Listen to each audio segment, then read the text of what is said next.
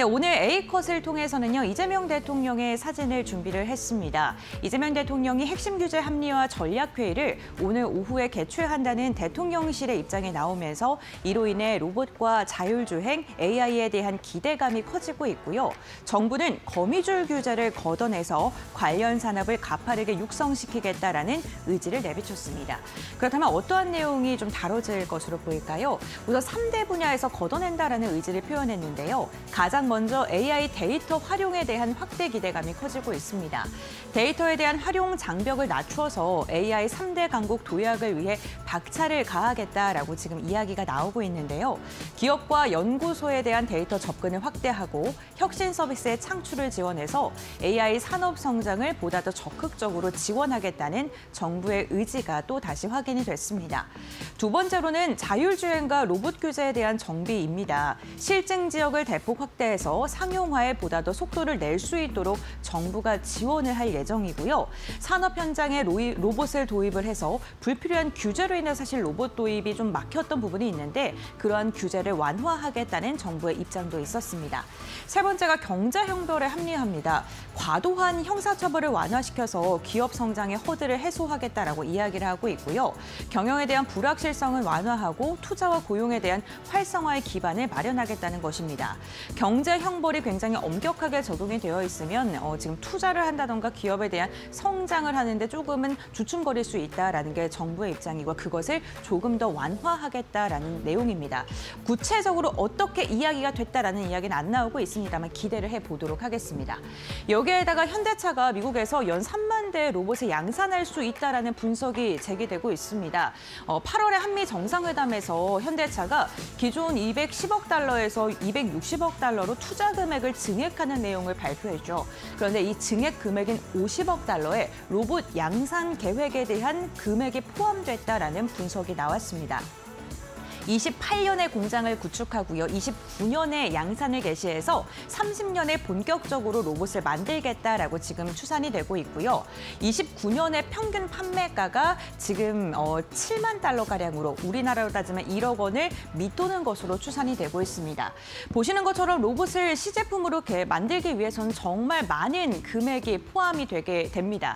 그런데 이 시제품 금액 대비 한 75%가량의 원가 절감이 기대되고요. 연간 한 3만 대가량으로 추산이 돼서 매출액이 3조가량으로 기대가 되고 있는 상황입니다. 보스턴 다이나믹스에서 제품을 만들 것으로 확인되고 있는데 아틀라스와 스팟 그리고 스트레치 이렇게 세 가지가 주력으로 만들어질 것으로 보이고요. 아틀라스가 그 가운데서 절반가량을 차지할 것으로 예상이 되고 있습니다.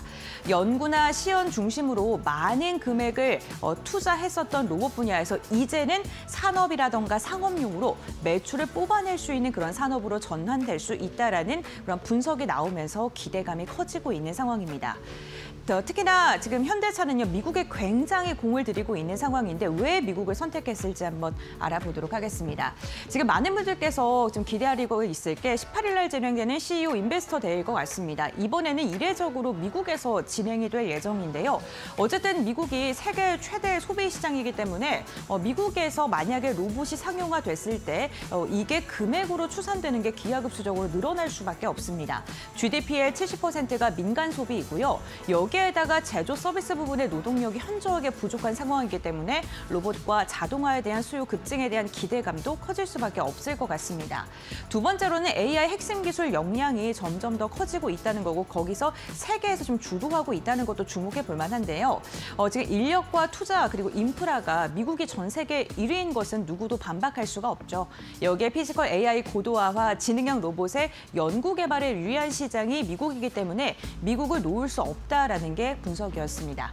마지막 세 번째로는요. 지금 미국으로의 지금 공장 짓기가 가속화될 수 있는 게 정책 때문이겠죠. 트럼프 정부 이후에 공급망에 대한 리쇼어링 전략이 점점 더 강화되고 있고 정부의 혜택이라던가 지원금 그리고 세금이라는 피해를 받지 않기 위해서는 로봇으로 공장을 옮겨야 되는데 그로 인해서 현대차가 지금 지금 미국 시장을 선택할 수밖에 없다라는 이야기가 나오고 있습니다. 특히나 차량 소프트웨어 중심에서 이제는 소프트웨어와 하드웨어 쪽까지 점점 더 그 파이가 커지고 있다는 것 또한 현대차가 로봇 시장을 미국에서 조금 더 중점적으로 할 수밖에 없는 이유이기도 하고요. 이번 인베스터데이에서는 로봇뿐만 아니라 미국의 관세에 대한 이야기라던가 자율주행 그리고 전기차와 관련된 다양한 이야기가 쏟아질 것으로 보이니까요. 현대차 관련돼서 밸류체인 하단까지 보유하고 계신 분들께서는 참고해 보시면 좋을 것 같습니다. 그렇다면 어떠한 종목을 수혜를 볼 것으로 기대하고 있을까요? 크게 두 가지로 나눌 수 있을 것 같습니다. 계열사와 협력사일 것 같은데요. 계열사 같은 경우에는 하드웨어 쪽은 현대모비스, 소프트웨어 쪽은 현대오토에버를 주목해 보시면 좋을 것 같고요. 물류 자동화 확대에 대한 기대감 속에 현대글로비스, 여기에 더해서 현대무벡스까지 주목을 해보시면 좋을 것 같습니다. 지금 현대모비스 같은 경우에는 액추에이터와 비전 센서와 관련된 로봇의 핵심 부품을 만들고 있는 회사이고요. 오토에버 같은 경우에는 로봇의 OS나 SI 같은 통합 운영 솔루션에 대한 기술 개발을 지속적으로 하고 있는 그러한 계열사이기도 합니다. 협력사 같은 경우 최근에 그 로봇 관련된 이야기할 때 가장 많이 거론되는 게 액추에이터 시장입니다. 로보티즈와 SPG가 있고요. 비전과 센서에서는 고영이나 RS 오토에이션, 물류 자동화에 대한 이야기도 많이 나오고 있죠. 시메스나 클로봇이 있고요. 웨어러블과 서비스 로봇에서는 유진 로봇 그리고 JVM과 현대차가 협력을 하고 있으니까요. 관련돼서 투자 참고하시는데 도움이 되셨으면 좋겠습니다. 이뿐만 아니라 국내 관련돼서도 로봇 관련된 산업을 육성시킬 수밖에 없는 중요한 이벤트가 있었죠. 바로 노란봉투법의 통과인데요. 노란봉투법이 통과가 된 그 안의 내용을 좀 보게 된다면 단체 교섭 대상이 원청까지도 확대됐다는 것, 그리고 쟁의 행위의 범위가 합병이나 구조 조정까지도 확대됐다는 게 가장 큰 변화 요인인 것 같고요. 손해배상 청구 가능한 그 부분 역시나 파업 손해배상 제한 등 노조 면책 범위가 확대된다는 것도 주목해 보시면 좋을 것 같습니다. 기업 입장에서는요, 파업이나 노무 리스크를 회피하기 위해서 자동화의 속도를 낼 수밖에 없는 그런 환경이 조성됐다라는 분석이 나오고 있고요.